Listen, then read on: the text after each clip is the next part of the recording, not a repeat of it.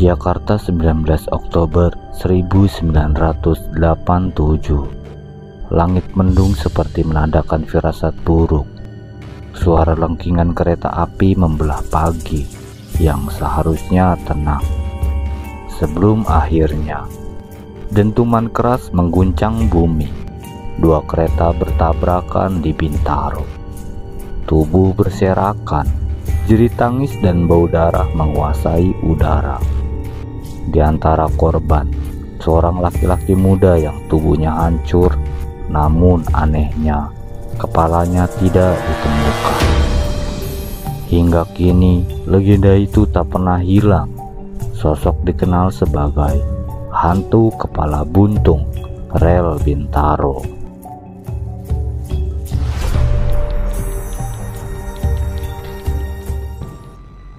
Reza, seorang fresh graduate, baru diterima kerja di sebuah agensi iklan di Jakarta.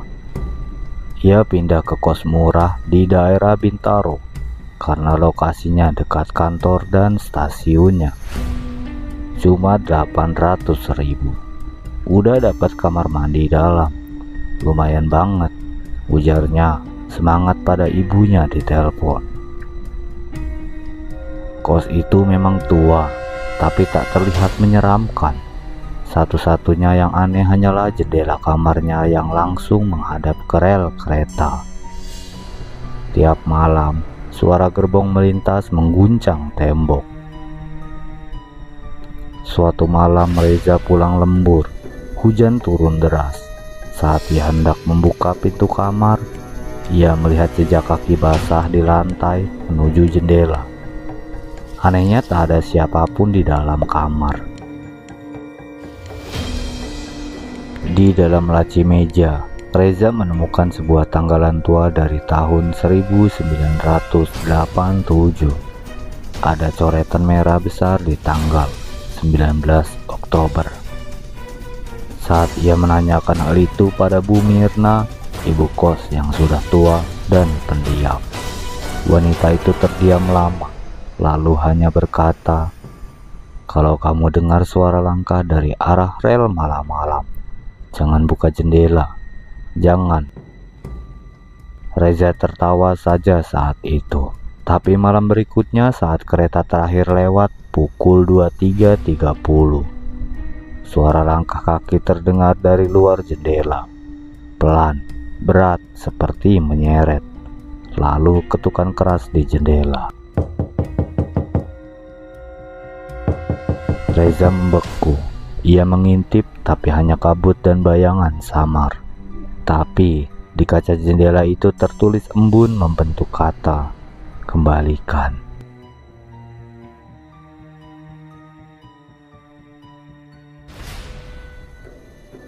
Reza mulai mimpi buruk. Dalam tidurnya ia berjalan di rel kereta. Di sekelilingnya mayat-mayat berserakan.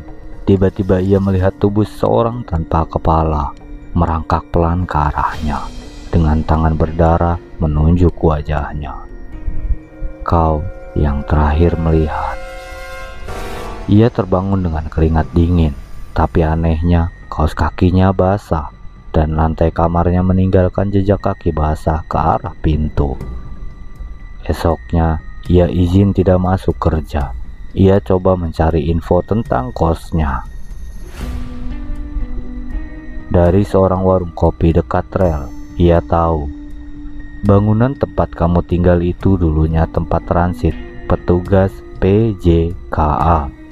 Saat kejadian kecelakaan dulu, banyak korban dibawa dan ditumpuk di sana sebelum dibawa ke rumah sakit. Salah satu korban tubuhnya ada, tapi kepalanya nggak pernah ketemu. Katanya masih nyari sampai sekarang. Malam Jumat Kliwon, Reza tak bisa tidur. Ia mendengar suara rel bergetar, padahal jam sudah lewat tengah malam. Ia mengintip dari jendela, tapi tak ada kereta. Namun ada cahaya datang dari ujung rel.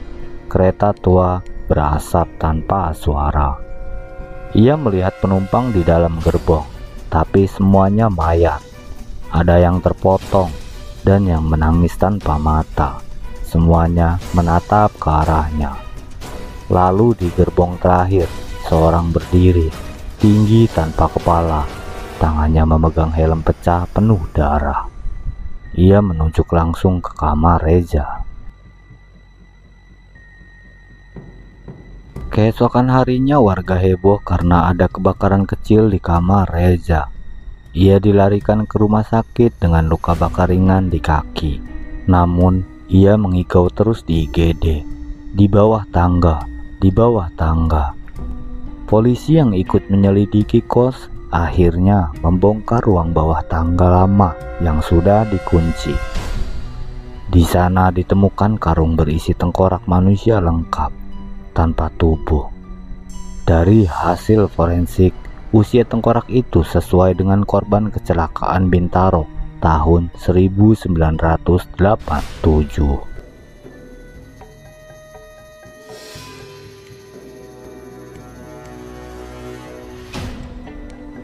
Reza pulang kampung. Ia berhenti kerja. Trauma membuatnya menarik diri. Kadang ia masih berteriak saat tidur. "Jangan ambil kepalaku, ambil dia, jangan aku." Kos itu sekarang kosong. Namun warga sekitar kadang masih melihat lampu kamar Reza menyala sendiri tengah malam. Dan suara langkah kaki dari rel mencari kepala baru.